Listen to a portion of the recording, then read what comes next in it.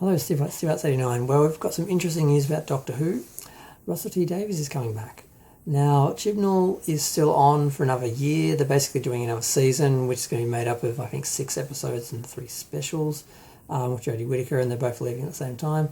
And apparently Russell Davies will be continuing, taking over as showrunner, and he also will be deciding who the Doctor is. So whether that will be done beforehand and we'll know beforehand, or whether he basically will do that once he moves onto the show. I don't know if he can prepare for the next season, or if he basically just starts his work when the others leave. I'm not sure, but it'll be interesting to see how this goes. I mean, the man babies aren't happy. You'd think they'd be happy because they hated Chibnall and they felt like he personally ruined the show. They're getting rid of him, bringing in someone who's got a proven track record. Davies relaunched the show basically in 2005 and was there till 2009, which I thought he was there for longer. It seemed like longer, and it's been 12 years since he left. But their issue is, he's just going to continue the work of Chibnall, so it's not going to change. It's just going to have someone else doing it. I'm like, but didn't you say the problem was Chibnall didn't know how to write and basically had no talent? So if they bring on someone with talent, shouldn't they be able to do like some of what Chibnall was trying to do without actually making it be bad or obvious and sort of rubbing your nose in it? And they're getting rid of, one of the arguments was that Jodie Whittaker couldn't act and was just doing an impersonation of David Tennant. If she leaves, they get another actor, then isn't that solved? I mean, if they get another woman, it shouldn't matter, should it? I mean, as long as she can act and doesn't just do that face she always does, which I've seen a bunch of videos of her doing that. So I know she does it. Whether she does it all the time, I don't know. I haven't watched every episode. I've only seen a couple. Actually, it's a bit of a lie. I've only seen big chunks of a couple. I haven't seen full episodes since she came on. But yeah, I find it a bit of sour grapes and a bit predictable that they were like, we want someone else to take over who is actually, a talented writer. We want to get rid of Jodie Whittaker. They're getting that and they're still not happy and predicting doom and predicting that it's still going to be woke because the BBC as an institution is woke, so therefore anything they produce is going to end up being forced to be woke.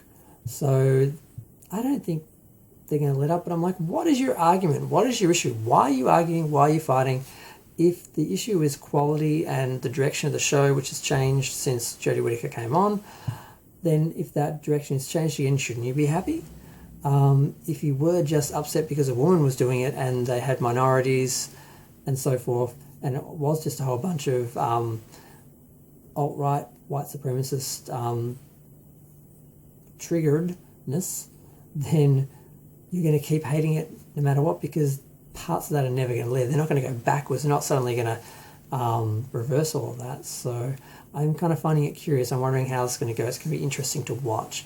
So far as a Doctor Who, of course, they haven't picked the new Doctor Who, like I said, but there's talk that I've forgotten her name. The sassy black lady who played the was she the first female Doctor? No. Oh God, I've forgotten. Either way, she played it older. I think she was older than Jodie Whittaker's Doctor Who. So she was I don't think she was the first female Doctor, but she might have been the first female Doctor of the show. But didn't they show that? I'm confused. The Timeless Child, that's the other issue. That changed a lot of the law and a lot of the canon and everything.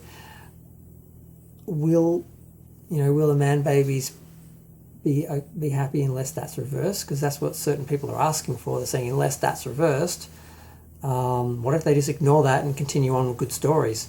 Will they be okay, or will they hold a grudge and continue carrying on and complaining? I don't know. Like I said, it's going to be curious to see what happens. I need to watch and catch up because I'm really far behind. I watched the first year and then a bunch of random episodes here and there, and that's it. So I don't know a lot about Doctor Who. It's one of the few shows that I'm interested in but I don't know much about because the history of it was so overwhelming that I just haven't been able to take it on, whereas other shows I kind of grew up with a bit more or got into in the past and went through and have done the work and have done the research and understand them. But Doctor Who's a whole other thing. But I'm happy to hear that they went back and got someone that they know can do the job. So regardless of agenda or politics in the company or what direction they want to go with the show on that level, he's going to be able to do it well, and that should be the difference. If all these issues that these people were claiming were really the problem. If it was just a matter of misogyny and racism, then they're never going to be happy, because they're always going to have representation in the show. So it'll be very curious to see how these people react and how they explain and justify how they're reacting. Not mentioning any names, of course. Doomcock, Nerdrotic, the fandom menace in general. Yeah.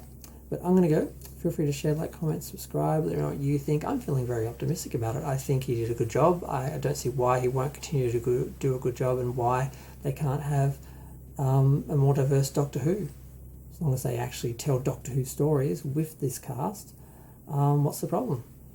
I don't see one. I'm going to go. Bye.